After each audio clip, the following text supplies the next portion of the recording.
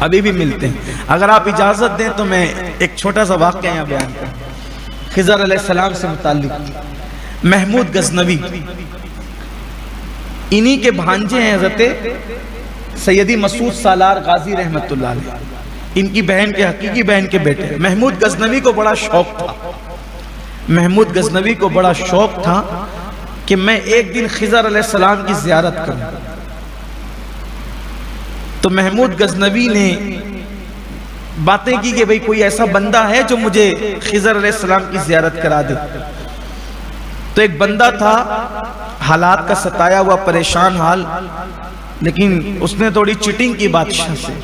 اس نے کہا بادشاہ میرے پاس ایسا عمل ہے میں کرا سکتا ہوں. ایسے ہوتے ہیں نا عملیات والے جو پھیک پھاک کرتے رہتے ہیں کہ میں جب وہ حضور کا دیدار کرا دوں گا اور میں یہ کرا دوں گا. میں بڑی بڑی باتیں لوگ کرتے رہتے ہیں. ابھی بھی کچھ اللہ کے اچھے بندے ہیں جو علاج و معالجہ کرتے ہیں، اچھی بات ہے. ہمارے علماء اہل سنت میں اچھے لوگ بھی ہیں، لیکن کچھ لوگ جن کو کچھ آتا جاتا نہیں، نہ عالم ہے نہ حافظ ہے، کچھ بھی نہیں ہے، کچھ صورتیں بھی صحیح سے نہیں پڑھ سکتے، کلمہ بھی صحیح سے نہیں پڑھ، بڑی بڑے دعوے کرتے ہیں.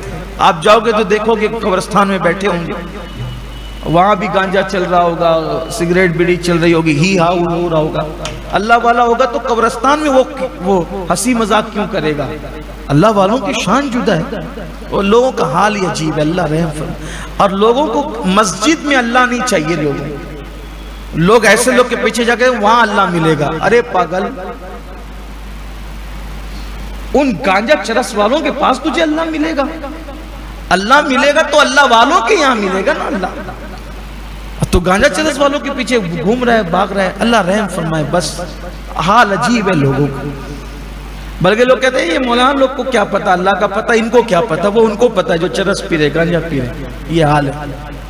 اللہ رحم فرمائے میری قوم. اللہ کا پتا اللہ والوں سے پوچھو. اللہ کا قرب اللہ کی عبادت میں ہے. بہرحال تو محمود غزنوی نے کہا کہ مجھے چاہیے خضر علیہ السلام کا دیدار. ایک چٹنگ باز تھا، اس نے کہا بادشاہ میں تجھے دیدار کرا دوں گا خضر علیہ السلام کا، لیکن تجھے ایک کام کرنا پڑے گا. میرے گھر کا خرچہ پانی تجھے اتنے مہینوں کا بھرنا پڑے گا، چونکہ اس کے لیے کوئی عمل کرنا پڑے گا. دریا کے قریب جا کر کے، جنگل میں جا کر کے، دریا کے قریب بیٹھ کر پھر تجھے خضر کا دیدار ہوگا. بادشاہ کے لیے کیا تھا، دے دیا جتنا مانگا. اب یہ ادھر راشن پانی پھر ختم ہو گیا تو آیا کہ کہا ابھی کچھ معاملہ رہ گیا، دیدار نہیں ہو سکتا، پھر کچھ دو. پھر دے دیا. پھر کہا کہ کچھ معاملہ رہ گیا، پھر دو. پھر لے لیا. ایسے 3-4 بار جو لینا تھا لے لیا. بادشاہ کو پھر کہا بھئی دیکھیے تو اتنا وقت برباد کر رہا ہے، یہ صحیح نہیں ہے. تو پھر اس نے کہا بادشاہ معاف کر دیجئے، میرے بچے بھوکے پیاسے تھے، میں غریب تھا، پریشان حال تھا، اس وجہ سے جو ہے وہ میں نے آپ کے ساتھ چیٹنگ کی، آپ مجھے معاف کر دیں، میں نہیں کرا سکتا دیدار. اس نے انہوں نے سوچا کہ یار اب زیادہ کرنے میں زیادہ گڑبڑ ہوگی زیادہ، تو کہا کہ میں نہیں کرا سکتا، معاف کر دیں مجھے آپ. بادشاہ غصہ آ گیا، یار تو نے تو خضر کے نام پہ چیٹنگ کی، میرے جذبات سے کھیلا تو نے، میں تجھے چھوڑوں گا نہیں. بادشاہ نے کہا اس کے ساتھ سلوک کیا کریں، اس کے ساتھ سلوک کیا کرنا چاہیے. تو بادشاہ نے دربار بلایا، بڑے بڑے عمرہ کو، وزراء کو، سب کو طلب کیا. سب آ کے بیٹھ گئے. اس میں سے عوام کو بھی اجازت تھی کہ جو چاہیں آ جائیں. ایک فیصلہ ہونا تھا چیٹنگ باز کا. سب جمع ہو کر کے بیٹھ گئے. سب آ کر کے بیٹھتے گئے دربار میں. جس کا جو منصب تھا، ایک بزرگ آئے جنہوں نے اپنے چہرے پر اس طریقے سے کپڑا ڈال رکھا تھا. میں صرف سمجھانے کے لیے کہہ رہا ہوں، اس کی جو بھی پوزیشن ہو، کپڑا یوں ڈال رکھا تھا. صاف سا چہرہ نظر نہیں آتا تھا، لیکن دیکھ کر چہرے کی چمک بتاتی تھی کہ کوئی خاص ہستی. اب جب دربار سجا تو دربار میں مقدمہ پڑھا گیا کہ خضر علیہ السلام کی زیارت کے نام پر ہمارے بادشاہ کے ساتھ دھوکہ ہوا ہے، اور یہ دھوکہ دینے والا شخص یہ ہے، اس کی کیا سزا ہونی چاہیے. ایک آدمی کھڑا ہوا، بادشاہ کے مصاحبین میں سے تھا، کھڑا ہوا، کھڑے ہو کر کے کہتا ہے بادشاہ خضر کے نام پر اس نے آپ کے ساتھ دھوکہ کیا ہے، اس لیے ایک کام کرو، جلاد کو بلاؤ اور اس کی گردن اڑا دو، اس کے ٹکڑے ٹکڑے کر دو۔ یہ کہہ کے وہ بیٹھ گیا۔ بادشاہ نے سب طرف دیکھا تو وہی جو بزرگ چہرے پر یوں کر کے بیٹھے ہوئے تھے اور ہلکا سا چہرے کی روشنی نورانیت نظر آ رہی تھی۔ انہوں نے کہا بادشاہ یہ بہت صحیح کہا، انہوں نے صحیح کہا، ان کی بات بہت سچی ہے، صحیح ہے۔ ابھی یہ انہوں نے کہا، دوسرے نے اٹھ کر کہا بادشاہ اس نے بڑا دھوکہ کیا آپ کے ساتھ، وہ بھی خضر علیہ السلام جیسی ہستی کے نام پہ۔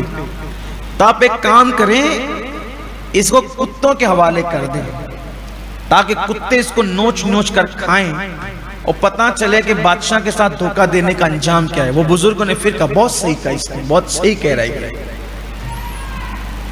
پھر وہ بزرگ چپ نہیں رہے، وہ بول دیا انہوں نے۔ پھر بادشاہ اور لوگوں سے بھی پوچھا، ایاز جو بڑے قریبی وزیر تھے، ایاز نے کہا، کھڑے ہو کے کہا بادشاہ آپ کے دسترخوان پہ ہزاروں لوگ کھاتے ہیں اور جو آتا ہے آپ سے کچھ نہ کچھ لے جاتا ہے۔ بچے والا تھا، اولاد والا تھا، غریب تھا، مفلس تھا، ٹھیک ہے غلطی ہو گئی اس سے، اس کو اس طریقے سے آپ سے مال جھوٹ بول کے حاصل نہیں کرنا چاہیے تھا۔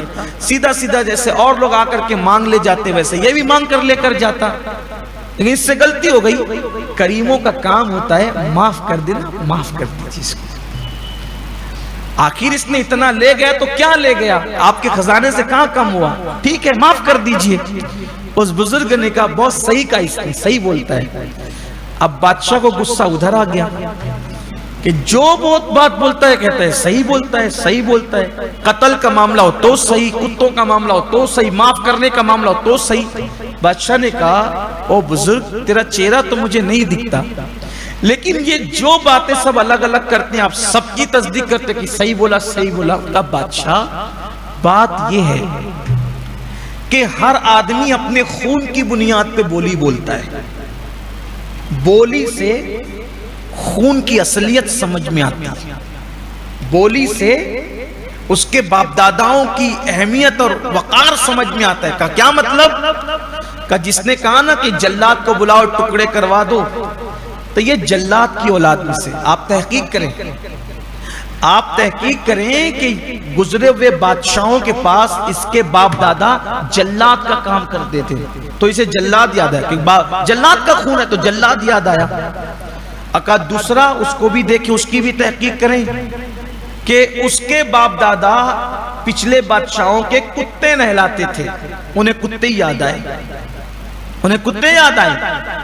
اکا یہ جو ایاز ہے نا، ایاز یہ سید ہے، سید،